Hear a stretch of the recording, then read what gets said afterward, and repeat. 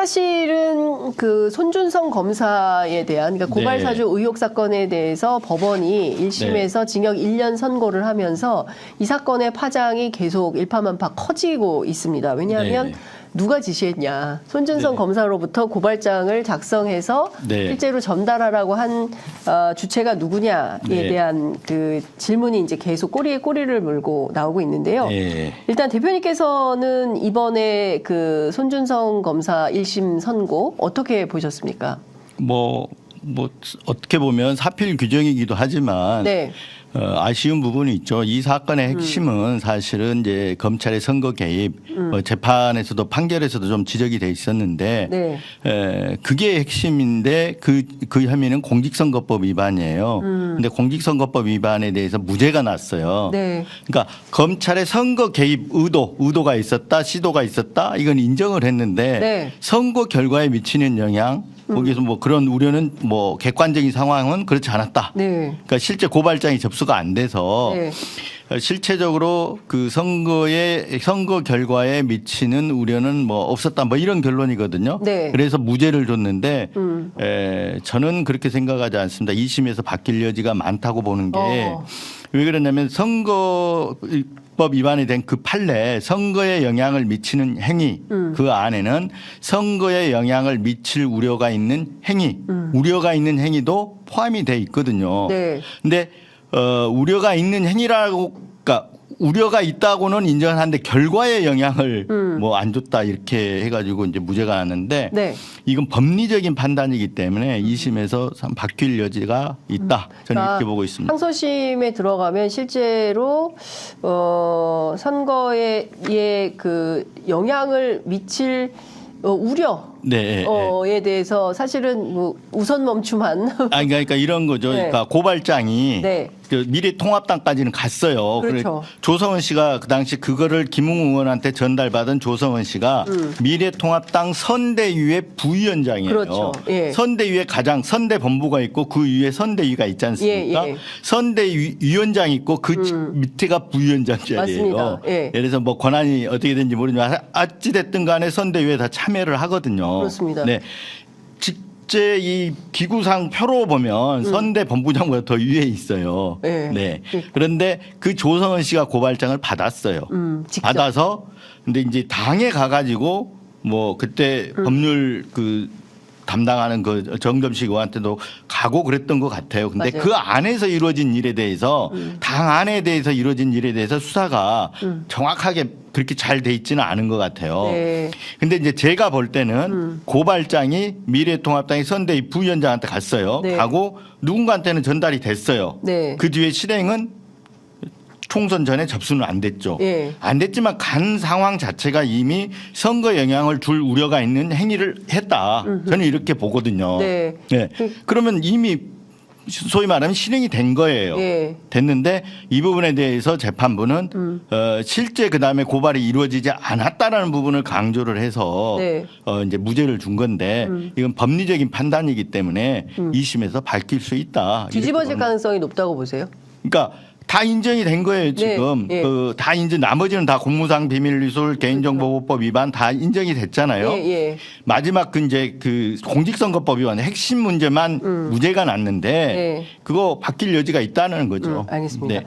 이게 처음 그 세상에 알려진 게 2021년 9월 9월 2일, 네. 9월 6일이요? 2일. 9월 2일입니다. 뉴스버스 보도로 최초로 이제 네. 세상에 알려지게 됐는데 이 사건이 있었던 건 2020년 4월 총선 앞두고 4월 3일 네. 이제 고발 얘기가 있었던 건데 요 얘기 좀 여쭤볼게요. 이제는 말할 수 있다. 아, 이제는 말할 수 있다가 아니라 그때 이미 다 아, 말했다. 말했다. 그때 이미 다 말했다. 네. 이 보도 경위에 대해서 좀 여쭤볼게요. 조성은 씨가 어떻게 해서 이것을 그 뉴스버스에 가져와서 이거 양심 고백해야겠다. 아, 그건 아니고요. 그건 아니고. 우리 이제 전육수 제가 그때 이제 전육수 기자가 뉴스버스 전 기자인데 이제 같이 일을 하는데 전육수 기자가 이런 일이 있다라고 저한테 알려왔어요. 그래서 얘기를 들어보니까 아 이거는 상당히 심각한 사안으로 발전할 수 있겠다. 그런데 그때는 이제 네. 뭐 이런 메시지 주고받은 얘기만 해서 네.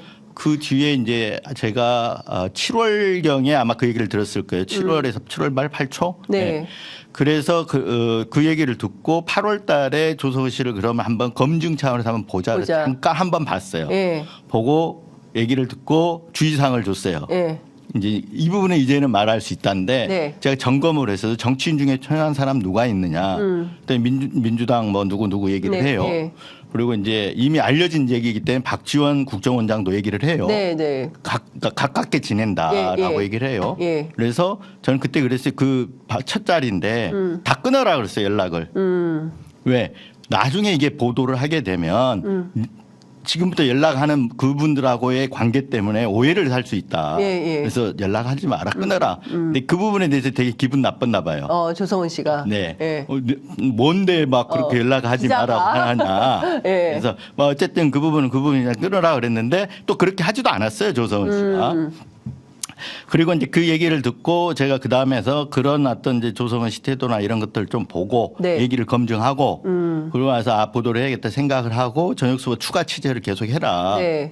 라고 해서 이제 데드라인을 정해줬어요. 8월 30일까지 맞춰라. 8월 30일 취재를. 네. 예. 무조건 그때 그 8월 31일 보도하든 9월 8월 원래는 8월 30일인가 됐었어요. 네. 데드라인을 주고 그때 보도해야 된다. 왜 그랬냐면 국민의힘 대선 경선 후보가 9월 8일인가 정해져요. 네. 그러니까 컷오프가 9월 8일이었을 거야, 아마 예. 제 기억으로는. 예.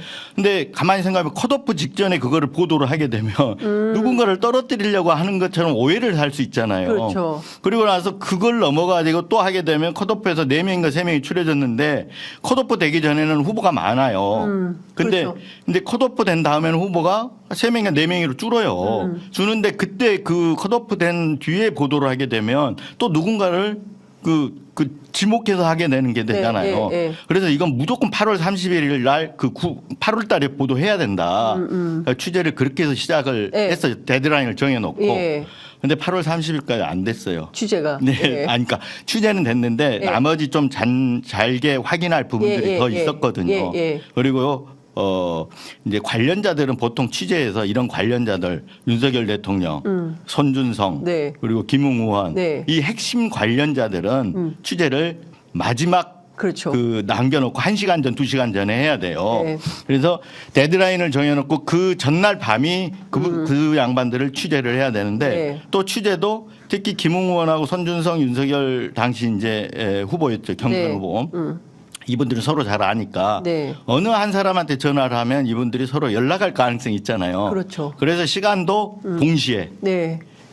너는 전화발로 쫙 그렇죠. 너는 여기 얼른. 그러니까 예. 전화 시간이 동시에 가는 거예요. 예. 왜냐하면 설령 안 받더라도 같이 받을 경우에는 서로 이렇게 네. 말을 맞출 시간을 그렇죠. 없애기 위해서 동시에 하는 건데 네. 그래서 근데 8월 30일 날 취재가 안 돼서 다시 데드라인을 정했어요. 9월 1일 저녁이다. 그래서 9월 2일 아침에는 무조건 보도한다. 예. 그래서 9월 1일 날 그래서 다 밤샜어요. 밤을 새면서 네. 전부 새벽 한 4시인가 5시에 들어갔거든요. 기사는 다 마무리하고. 네. 그리고 아침에 나와서 이제 9월 2일 9시에 딱 8시 58분인가 출고 시간이 제가 기사가 딱 8시 56분이에요. 9시에 다 쏘는 걸로 해서 했는데 그때 8개 기사를 한꺼번에 쐈어요. 그러니까 스트레이트 기사, 해설 기사까지 전부. 8개를 한꺼번에. 예. 왜냐하면 저희가 뉴스버스가 그때 처음 만들어져서 이게 찔끔찔끔 하나씩 보도를 하면 누가 보지도 않아요. 그래서 이 사건은 이런 거다라는 전체를 딱 그려서 다 보도를 했거든요. 대체로 언론사들이 하나 하고 상황 보고 두 번째 풀고 또 보고 세 번째 풀고 이러는데 한꺼번에 다 풀어버리는. 근데 이제 그달 취재를 하는데 조성은 씨가 이거를 당황했겠죠. 우리가 쓴다. 제가 얘기는 잘 취재 언제 해서 보도한다는 그런 거는 아무리 취재원이지만 그런 얘기는 안 하거든요. 네. 근데 그렇죠. 이제 그거는 우리... 마지막에 연락을 하니까 당황했던가 봐요. 진짜 쓸 줄 몰랐던 거예요? 그건 모르고 이제 하여튼 말리고 있었던 것 같아. 그 저녁수 저는 이제 한 번 보고 난 다음에 조성은 씨하고 연락을 끊었어요. 잘못하면 예. 아까 정치인들하고 이렇게 많이 출근이 있고 근데 잘못하면 그게 나중에 지금은 괜찮지만 나중에 가면 이게 저까지 연루가 돼버리면 거기 주고받고 연락을 그렇죠. 주고받고 한 게 되면 크게 오해를 할 수 있겠다 그래서 끊었어요. 그리고 뭐든지 전혁수 기자를 통해 가지고 중간에 거기는 취재 기자니까 어쩔 수 없잖아요. 전달할 게 있으면 뭐 얘기하고. 네. 근데 아마도 그 첫 만남 이후에 이제 제가 그렇게 하도 강하게 얘기를 하니까 조성은 씨 입장에서 좀 기분이 나빴던 것 같아요. 네. 그리고 제가 심지어 이제 좀 이런 얘기도 했죠. 이렇게 좀 미지근한 반응을 보이니까 약간 압박하는 그 차원에서 당신도 사실은 내부자 중에 한 명이다. 그렇죠. 그러니까 그 공범 혐의를 할 수 있다. 공범 혐의를 같이 이렇게 묶일 수도 있다. 그러니까 내부 제보를 하고 네. 내부 고발을 하고 이런 형식으로 가야 한다라는 이제 얘기를 했었던 것 같아요. 그러니까 그런 얘기에 대해서 네. 좀 기분이 나빴던 것 같아요. 그래서 뭐 저도 잘 됐다고 생각해서 그 거리를 많이 뒀었죠. 네. 네. 그리고 나서 이제 그 상황에서 진행이 되는데 조금 아까 얘기했던 대로 이렇게 뭐 적극적으로 하지는 않았어요. 근데 그날 밤에 또 밀어붙이니까 굉장히 또 기분이 나빴던 것 같아요. 네. 근데 제 입장에서는 어쩔 수 없는 게 보도를 안 하려면 모르지만 알고 있는 사실을 추가 외곽도 취재를 해서 보도를 하려고 생각하면 네. 9월 2일을 놓치면 안 되는 거예요. 그게 마지노선으로 정했어요. 네. 왜냐하면 3일, 4일, 5일 가면 이게 컷오프 누군가를 컷오프 되기 전에 떨어뜨리려고 한 것처럼 지금 그렇게 보일 수 있잖아요. 정치적 의도가 있는 것으로 그처럼 보일 수 있잖아요. 예. 그래서 가급적이면 그런 의도 오해를 피하기 위해서 의도가 아닌 그런 의도를 의심받는 거 예. 그 의도도 없었지만 예. 그런 의도로 또 공격이 들어올 수도 있거든요.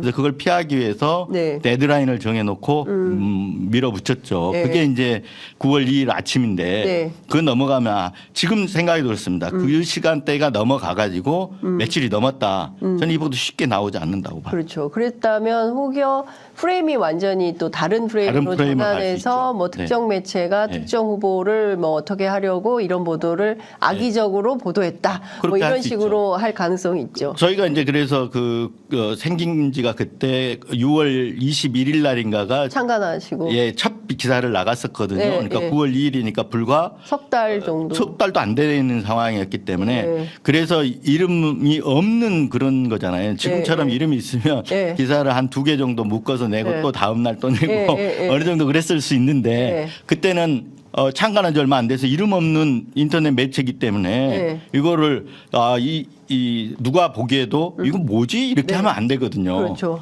이건 이거였어라고 알 수 있게끔 포장을 해야 돼요. 그래서 8개를 한꺼번에 기사를 내보냈었던 거예요. 그러니까 초반에 뉴스버스에서 특종이 굉장히 많이 나와서 언론 다 그 매체들한테 굉장히 주목을 받았던 그러니까 특종이 있어야 됩니다. 그래야 매체가 성장합니다.